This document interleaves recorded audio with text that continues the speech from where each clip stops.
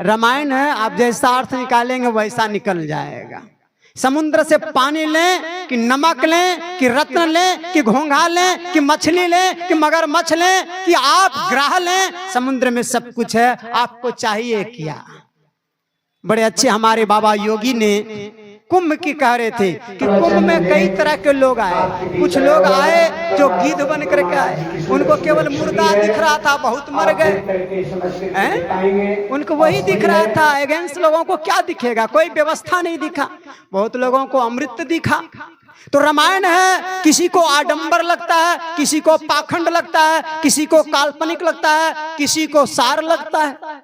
तो ढूंढने वाले का चाहिए। अब ढूंढने वाले तो वही ढूंढेंगे जैसा होंगे जिनको जो चाहिए। रामायण में है, कई विधि स्तुति करहूं तुम्हारी, अधम जाति में जड़मती भारी। मैं जड़मती नीच जाति की हूं, आप तो उच्च उत्तम कुल के हैं, आप तक का विवेक मेरे पास नहीं, मैं अब स्तुति किस प्रकार से करूं। ये सब्र की नम्रता दिख रही है, पर अगला पंक्ति जो है एक व्यंग है और एक गहराई है, जो संत मत की गहराई छिपी हुई है, जिसको गोताखोर ही जान सकते हैं। जो समुद्र के गोताखोर होते हैं वही रत्न निकालते हैं, मोती निकालते हैं। ऊपर तो केवल मछली मारने वाले का फंदा चलता है, जाल चलता है, बंसी चलता है। कई विधि स्तुति करहूं तुम्हारी, अधम जाति में जड़मती भारी। अब देखिएगा जो गोता जगा रहे हैं, अधम ते अधम, अधम अति नारी, अति मति मंद अघारी। इसका अर्थ लगाते हैं कि सबरी नीच से नीच कुल में, भील कुल में कुरूपा थी और स्त्री थी, इसलिए वो अपने को इतना अधम कर रही है। उनका भी सही सोच है, क्योंकि मछली समुद्र में है तो बताएंगे बड़ा बड़ा मछली होता है, लेकिन रत्न देखने वाले तो गोताखोर होंगे। संत मत जब गहराई से डुबकी लगाया तो कहा कि सबरी ये बात नहीं करी है, सबरी करिए, हे प्रभु मैं तो आपके पास थी, मैं नहीं था तो खुदा था। एक फकीर ने कहा मैं नहीं था तो खुदा था, मैं नहीं होता तो खुदा होता। लेकिन उन्होंने मुझको जन्म दिया, मैं नहीं होता तो क्या होता। कुछ नहीं था तो एक ईश्वर थे, परमात्मा थे, संदेह है क्या, थे ना। सनातन तो वही है। मैंने सृष्टि में कुछ नहीं था तो परमात्मा थे, कुछ नहीं रहेगा तब भी परमात्मा रहेंगे। लेकिन उन्होंने मुझको जन्म दिया, यदि मैं नहीं होता तो तुम्हारा क्या बिगड़ जाता, पर ऐसा होना था, ये हो गया। वही सबरी कर रही है कि मैं तो आपके पास थी, वही था जो आप हैं, लेकिन मुझको वहां से अलग होना पड़ा। अलग हुए कहां आ गए, शब्द में आ गए, एक अधम। आपसे बिलग हुए अधम आ गए, वहां से फिर कहां आ गए, वहां से भी और अधम में आ गए, शब्द से नीचे आ गए, कहां, प्रकाश में आ गए। देखिए पाठ पर सुनिएगा तो बीच में आप लोग बात नहीं कीजिएगा, जो जहां वहां से बैठ जाइएगा। श्रोता चाहिए मुझे, पाठ पर मैं जल्दी बोलता नहीं, पाठ की बात आई तो एकदम सावधान हो जाइए आप लोग। श्री सदगुरु महाराज की जय। माता जी बैठ जाइए, 40 साल से आप देख रहे हैं, अब आप मत देखिए, भीतर देखिए। अब अधम वहां से उतरे शब्द में, शब्द से नीचे आ गए कहां, ते अधम, प्रकाश में, और उससे भी नीचे आ गए अधम ते अधम, उससे भी अधम कहां गए, अंधकार में। अंधकार में आते ही क्या हो गया, बुद्धि मंद पड़ गई। जो ज्ञान था उस पे अंधकार का पर्दा छा गया। जैसे आपके पास सारा विवेक है, आप पीएचडी किए हुए हैं, पर अंधकार में ग्रंथ दे दिया जा पढ़ने के लिए, तो पढ़ेंगे क्यों नहीं पढ़ पा रहे हैं? क्या पढ़े लिखे नहीं है? पढ़े लिखे तो हैं लेकिन अंधकार है। खजाना आपके पास है, देहस्ता सर्व विद्या, सारी विद्याएं आपके पास है। ब्राह्मण के पास है, क्षत्रिय के पास है, शूद्र के पास है, वैश्य के पास है, किसके पास है, देहस्ता, जितने मनुष्यधारी हैं सभी के पास है। सारी विद्याएं आपके पास है, लेकिन वो विद्या काम नहीं कर रही। कारण क्या है कि आप अंधकार में हैं। यही सब्र करिए, ते अधम मैं अंधकार में आ गई। अब यहां क्या पड़ गया, बुद्धिमंत पड़ गई। और नारी, स्त्री, तो आप क्या पुरुष हैं क्या? यहाँ पुरुष कितने लोग हैं? एको हम द्वितीयो नास्ति, एक ही पुरुष है, बाकी सब स्त्री हैं, क्योंकि आप आत्मा हैं और आत्मा शब्द ही स्त्रीलिंग है कि पुल्लिंग है? मास्टर लोग बैठे हैं, आत्मा शब्द स्त्रीलिंग है कि पुल्लिंग है? स्त्रीलिंग है। परमात्मा पुल्लिंग है, परमात्मा से निकला हुआ ये स्त्रीलिंग हो गया। जैसे बेटा बाप से पैदा हुआ, बेटी स्त्रीलिंग और बाप पुल्लिंग, वैसे ही समझ लो उससे निकला हुआ ये आत्मा स्त्रीलिंग है, ये फिर उसमें मिलकर के पुल्लिंग हो सकता है, क्योंकि आत्मा की कोई जात नहीं होती है, बस अंशी मिल जाए। वही सबरी करिए, अधम ते अधम, अधम अति नारी, तीन मती मंदाघारी। हे पाप के शत्रु, आप तो निष्पाप हैं, पाप को हरने वाले हैं, मैं आपकी स्तुति किस प्रकार से करूं? तो व्यंग की भाषा व्यंग में दिया जाता है। जब सबरी गुप्त बात कही, जब सबरी व्यंग रूप में कही, तो भगवान भी व्यंग ही करते हैं। जरा देख लीजिए इनका व्यंग। कह रघुपति सुनो भामनी बाता। पढ़े लिखे लोग यहाँ विद्वान जन हैं। भामनी शब्द का अर्थ क्या होता है? सुंदरी, और दूसरा अति क्रोधी। तो सबरी ना अति क्रोधी है और ना अति सुंदरी है, तो ये तो व्यंग हो गया। पर जो आत्मा के बारे में कहा जा रहा है, वो सबरी वास्तव में सुंदरी है। जो बाहर से सज गई वो सुरफुनिखा, और जो भीतर से सज गई वो भामनी हो गई, सुंदरी सबरी हो गई। सुंदरी बन करके आई थी सुरफुनिखा, नाक कान भगवान ने काट लिया और सबरी के दरबार पर आकर के सर्टिफिकेट दे दिया। कह रघुपति सुनु भामनी बाता, मानो एक भक्ति कर नाता। मैं केवल एक भक्ति का नाता मानता हूं, चाहे वो किसी जाति पाति का हो। भगवान ने स्पष्ट कर दिया, जाति पाति कुल धर्म बड़ाई, धन बल परिजन गुण चतुराई, भक्तिहीन नर सो वही कैसा, अब बिन जल बारिद देखिए जैसा। भक्ति का शाब्दिक अर्थ सुन रहे थे, सेवा। सेवा किनकी करनी है, किस लिए करनी है और कैसे करनी है, ये भी तो ध्यान रखना पड़ेगा। सेवा करनी है तो किनकी करनी है, किस लिए करनी है और कैसे करनी है। बेटा चाहिए तो बाप की सेवा कीजिए, माँ बाप का जम करके सेवा कीजिए, कभी निसंतान नहीं होइएगा। यदि माँ बाप का जमकर सेवा कर दिया तो इस जन्म में क्या, कई जन्म में भी आपको निसंतान नहीं होना पड़ेगा। धन चाहिए तो धनवान का जन्म करके सेवा कीजिए, विद्या चाहिए तो विद्वानों का जम करके सेवा कीजिए, बल चाहिए तो बलवानों का जम करके सेवा कीजिए, क्योंकि जिसका सेवा करेंगे उसका गुण आप में आएगा, उसका स्वभाव आप में आएगा। जो गुरु बसे बनारसी, शिष्य समुंदर तीर, एक पलक बिछुड़े नहीं, जो गुण हो ये शरीर। ये हमारे शास्त्र प्रमाण है, मैं ज्यादा उदाहरण नहीं दूंगा। यदि आपको भगवान का प्राप्त करना है, यदि आप भगवान बनना चाहते हैं, इस झंझट में नहीं पड़ना चाहते हैं, तो आपको भगवान की सेवा करनी पड़ेगी। अब माता पिता की सेवा करनी है तो माता पिता क्या चाहते हैं, उनकी चाहना के अनुसार सेवा करनी पड़ेगी। लेकिन आज बड़ी विचित्र दुनिया हो गई है, आज विचित्र स्वभाव हो गया है। सेवा तो हम करेंगे लेकिन हम अपने अनुकूल करेंगे। अब हम मांस खाते हैं तो भगवान को भी मांस खिलाएंगे, चाहे भगवान खाए या नहीं खाए। मुख से बोले नमो शिवाय, बकरे मुर्गे अंडे खाए, हरे कृष्ण हरे राम, दो दो अंडा सुबह शाम। रोजा रखे रोज रोज, मुर्गी मारे खोज खोज, जब बेल मुर्गी खोज, भीतर गेल 300 रोज, हरे कृष्ण हरे राम, शाम को पिए 200 ग्राम। यही भक्ति है, यही शक्ति है। क्या यही भक्ति करने के लिए भगवान कह रहे हैं? सज्जनों, जरा भगवान की बातों पर केयर कीजिए, ध्यान दीजिए। कहा जाति पाति कुल धर्म बड़ाई, धन बल परिजन गुण चतुराई। कह रघुपति सुनु भामनी बाता, मानो एक भक्ति करना था। अब आइए सारांश में कि भक्ति कैसे करनी है, भक्ति करने के लिए क्या क्या चाहिए। बहुत लोगों का शिकायत होता है ना, हमारे बाबा भी शिकायत कर रहे थे ना। भी भक्ति करने के लिए शरीर बल चाहिए, धन चाहिए, ऊंचा कुल चाहिए, विद्या चाहिए। क्या भगवान ने मांगा? कहा धन नहीं चाहिए, विद्या का नहीं चाहिए, बल नहीं चाहिए, जाति नहीं चाहिए, कुल नहीं चाहिए। अरे भक्ति करने के लिए चाहिए क्या? यदि मुझसे पूछिएगा कि तन तो चाहिए, मैं कहूंगा ये भी नहीं चाहिए, हमारे शास्त्रों में इसका भी प्रमाण है।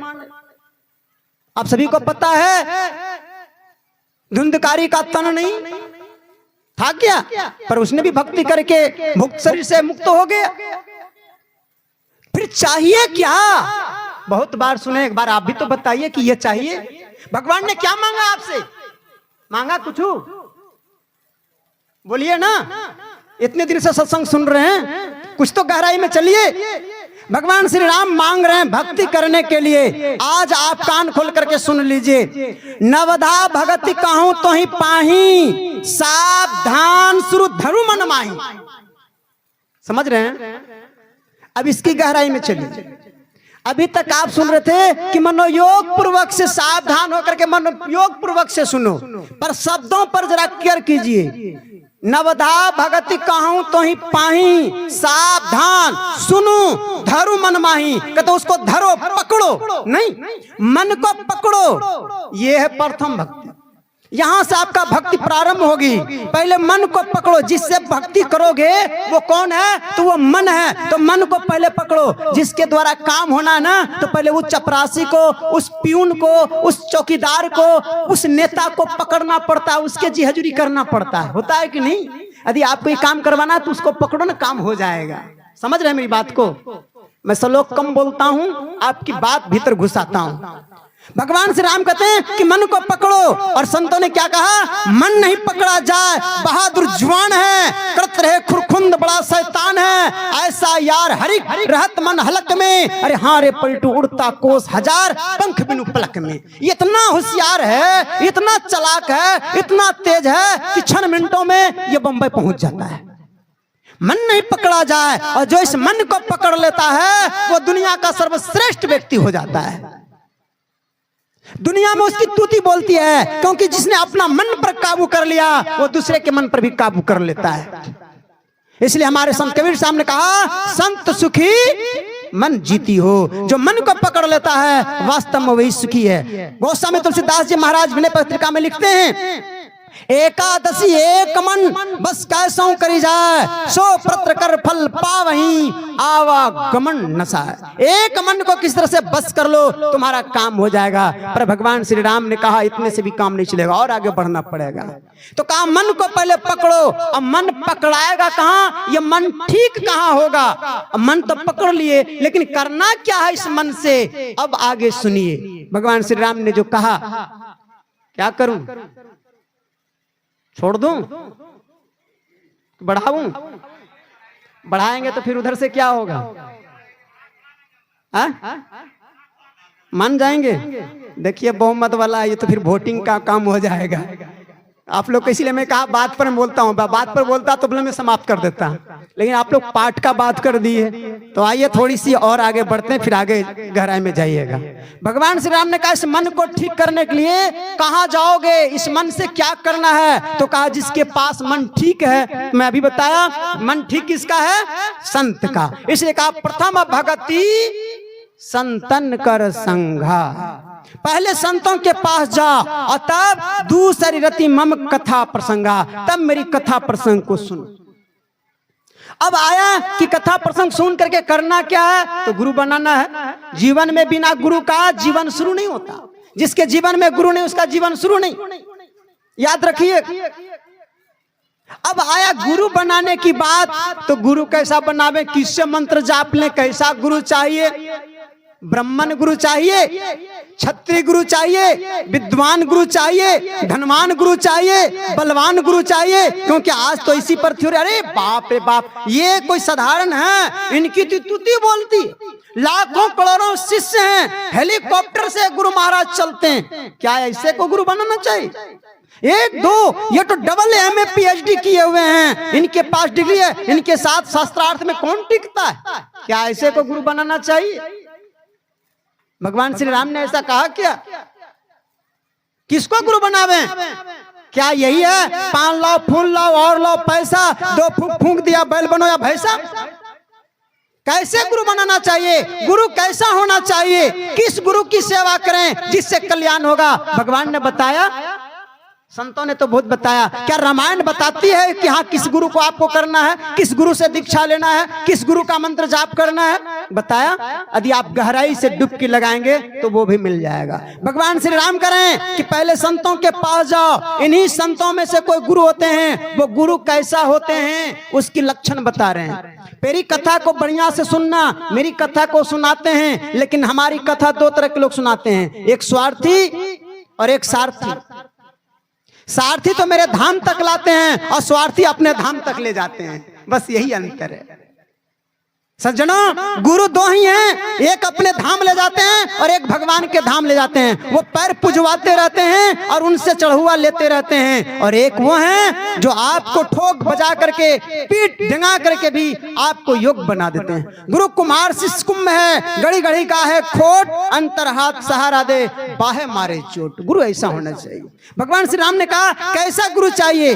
कहा गुरु पद पंकज सेवा। किस गुरु का सेवा करना यहां बता रहे हैं। गुरु पद पंकज सेवा, तीसरी भगति अमान, चौथी भगति मम गुणगण, करहि कपट तजिगान। किस गुरु के बारे में? कहा जो गुरु कमल के समान है। चरण गुरु पद पंकज, पद पंकज अर्थात जो गुरु कमल के समान है। कमल की क्या विशेषता है? कमल का जन्म होता है कीचड़ में, रहता है पानी में। विशेषता क्या है? कमल पर कीचड़ और पानी नहीं होता है। चाहे पानी कितना हो बढ़ जाए, पर उस पर पानी नहीं होता, वो हमेशा पानी से ऊपर उठ जाता है। और कमल कभी अपवित्र भी नहीं होता। उस कीचड़ वाला कमल भी भगवान के सिर पर चढ़ता है। जिस तालाब में, जिस नदी में, जिस पोखर में कमल का फूल खिलता है, वो पोखर शोभायमान हो जाता है और लोगों को आनंदित कर देता है। सज्जनों, उसी तरह से जिस कुल में, जिस संसार में, जिस गांव में, जिस नगर में, जिस घर में ऐसे संत का अवतार हो जाए, संसार में जन्म ले, संसार में रहे, माया में रहे, पर संसार और माया जिसके ऊपर व्याप्त नहीं होता, संसार और माया से ऊपर उठे हुए होते हैं, ऐसे कुल, ऐसा गांव, ऐसा नगर, ऐसा देश शोभायमान हो जाता है, प्रतिष्ठावान हो जाता है। उनके पास माया तो आता है, लेकिन माया उनको रोक नहीं पाती है। वो माया के ऊपर उठ जाते हैं। करोड़ों लाखों चढ़ुआ आता है, लेकिन बड़ी बड़ी व्यवस्था करके लोगों को सुखी करते रहते हैं, आनंदित करते रहते हैं। ऐसा गुरु मिल जाए तो उनसे दीक्षा लेकर के मंत्र जाप मम दृढ़ विश्वासा, दृढ़ता के साथ जप करना।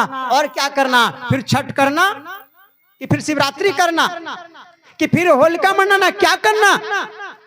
कोई व्रत करने के लिए, कोई अनुष्ठान के लिए भगवान श्री राम ने नहीं कहा। नव भक्ति में से आप संसार का किसी भी आडंबर की बात इसमें से आप बता दीजिएगा। भगवान श्री राम ने क्या कहा? छठ दम शील विरति बहुकर्मा, निरत निरंतर सज्जन धर्मा। यदि करने का कुछ इच्छा हो, जप के अलावा, ध्यान के अलावा यदि कुछ करने की इच्छा हो, तो एक ही चीज करना, छठ दम शील। अपने इंद्रियों को, दम कहते हैं इंद्रिय निग्रह को, अपने इंद्रियों को समेट के रखना। अभी आप सुन रहे थे हमारे अनुज जी संतु बाबा से, भगवान श्री कृष्ण ने भी यही कहा, श्रद्धावान लभ्यते ज्ञानम तत्प्रसमेत इंद्रिय, ज्ञानम लब्ध्वा परम शांति मचिरनादि गच्छति। यदि ऐसे गुरु मिल जाएं तो श्रद्धावान होकर के उनकी सेवा करना, पर इंद्रियों को संयम में रखना। इंद्रियों के अधीन होकर के मत करना कि जो मुझे अच्छा लग रहा है वही मैं उपदेश करूं। उनकी अनुकूल देखना, माता पिता क्या चाहते हैं, सास ससुर क्या चाहते हैं, गुरु जी की क्या आवश्यकता है, गुरु का क्या आदेश है, उनके अनुकूल गुरु का अनुकूल होना। पर आज जितने भी लोग हैं अपने अनुकूल गुरु खोजते हैं, आज अपने अनुकूल खोजते हैं। 6 महीना हमको कहाँ छूट सकेगा। और कुछ ऐसे गुरु हैं, तुम कुछ भी खाओ पियो, कुछ भी करो, बस मेरे यहाँ खाली चिट्ठा लिखा लो, हम उड़ाएंगे, फिर तुमको मुक्ति मिल जाएगी। क्या आपको संतवाणी पर भरोसा है? क्या आपको रामायण पर भरोसा है? और जब रामायण पर भरोसा नहीं है, संतवाणी पर भरोसा नहीं है, रामकृष्ण पर भरोसा नहीं है, तो रमन पर क्या भरोसा कीजिएगा? झूठों का बकवाइएगा। यदि भरोसा है तो आज आप ठोक करके ठीक कर लीजिए। छठ दमशील विरति बहुकर्मा, निरत निरंतर सज्जन धर्मा। बहुत सारे कर्म कांड से विरक्त हो जाना, अलग होना और निरंतर सज्जनों का संगति करना। नित्य प्रति दर्शन साधु के और साधुन के संग, हमेशा साधु का संग करते रहना। साधु आवत देख के चरणों लागो धान, न जाने कित भेष में नारायण मिल जाए। मैं आप लोगों को एक और ठोक बजा करके निर्देश करता हूं, सज्जनों, कभी 3 आदमी से परीक्षा मत लेना, माता पिता से और गुरु से, साधु से। इसकी कभी तुम परीक्षा लेने की इच्छा भी मत करना, कभी इनकी जांच मत करना कि ये सही है कि गलत है। क्योंकि जो कोई कहे साधु को चिन्हना, तुलसी हाथ कान पर दिन्ना, वो सोया हुआ लगेगा पर पता नहीं वो ध्यान में ही मग्न होता है, उसको पहचानना बड़ी मुश्किल है। संतन की गति गोई दादे जाने ना कोई, संतन की गति संतन ही जाने, क्या जाने कोई कागरे। मैं ये बात का प्रमाण के साथ इसलिए बोल रहा हूं, आज परम पूज्य पाद महर्षि वेदानंद परमहंस जी महाराज आपके बीच आए, और यही महर्षि के पहले वेदानंद बाबा, सीधा कहिए वेदांत बाबा, जब हरिद्वार ऋषिकेश का आया हुआ तमाम शक्ति जब प्रयागराज में इकट्ठा हो गया, तो वहां के संतों ने देखते ही इनको पहचान लिया। और जब वहां के महामंडलेश्वर श्री श्री 1008 काशी पीठाधीश्वर आशुतोषानंद जी महाराज ने कहा कि आप में और हम लोगों में यही अंतर है कि आप देर से पहचानते हैं, हम लोग तुरंत पहचान लेते हैं कि साधक कौन है, संत कौन है और भक्त कौन है। इनके पास जो साधना है, इनका जो तप बल है, इनके ललाट से चमकता है, तब उसी में बैठे हुए काशी के पीठाधीश्वर आचार्यों के महामंडलेश्वर श्री श्री 1008 विश्वखानंद जी महाराज, वयोवृद्ध ज्ञान वृद्ध महर्षि और ब्रह्म ऋषि का व्याख्या करते हुए, वेदानंद का व्याख्या करते हुए, उन्होंने टोकते हुए उस मंडलेश्वर से कहा कि महाराज, मैं तो इनको देखते ही पहचान लिया था, कल ही पहचान लिया था, इसलिए मैं अपनी यात्रा रोक करके आज इनके मंच पर विराजमान हूं। ये होता है संतों की संगति। क्या कोई काग पहचान सकता है हंस की गति को? क्या कोई साधु को पहचान सकता है भोगी आदमी? हमारे गुरु महाराज कहते हैं, सब संतन की बलि बलिहारी। उनकी जो बलि है, अपनी सुखों की जो बलिदान दिए हैं, जो अपने वैभव का त्याग किए हैं, क्या तुम उसकी पासंग में भी खड़े हो सकते हो?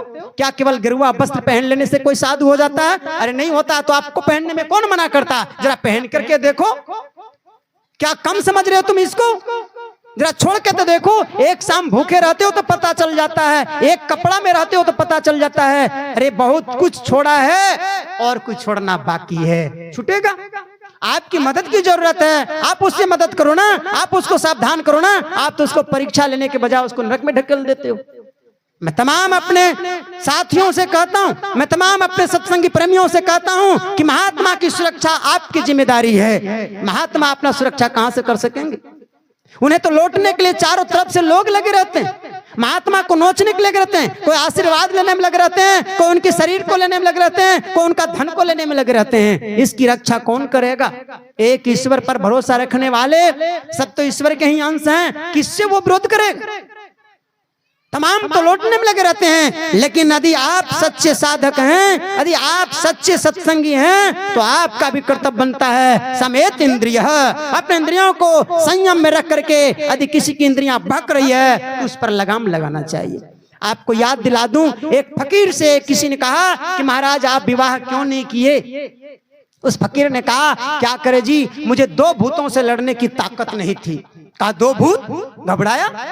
कार एक तो मेरा मन भूत है और दूसरा जो आएगी उसका भी मन भूत होगा।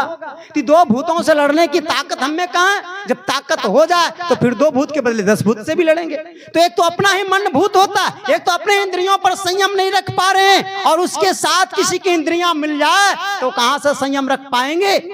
कहां से उनकी ताकत आएगी? तब गुरु का बल होता है। इसलिए गुरु महाराज ने कहा सर्व क्षण गुरु मन जो मही रहे हो, निश्चय निर्माण होई संत सब कहो। इसलिए गुरु महाराज ने कहा हमेशा गुरु का स्मरण करते रहना, तुम इससे भी बच सकते हो। तो आगे लगता है बढ़ना ठीक